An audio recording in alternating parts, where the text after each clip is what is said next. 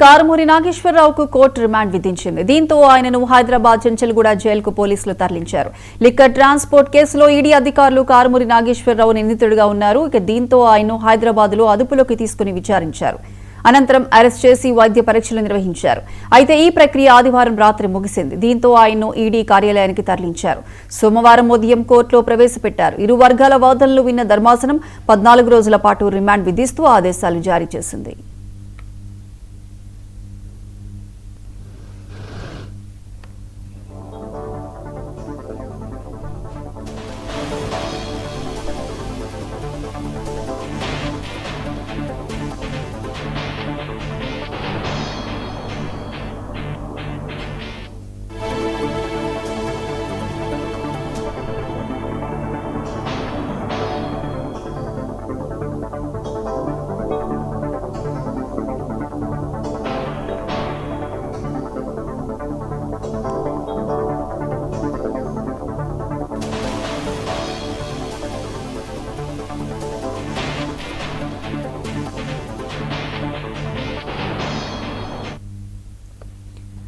కాగా ఆంధ్రప్రదేశ్లో గత ప్రభుత్వం లిక్కర్ను స్వయంగా అమ్మకాలు జరిపింది. అయితే ఈ లావాదేవీల్లో అవకతవకలు జరిగినట్లు ఈడీ గుర్తించింది.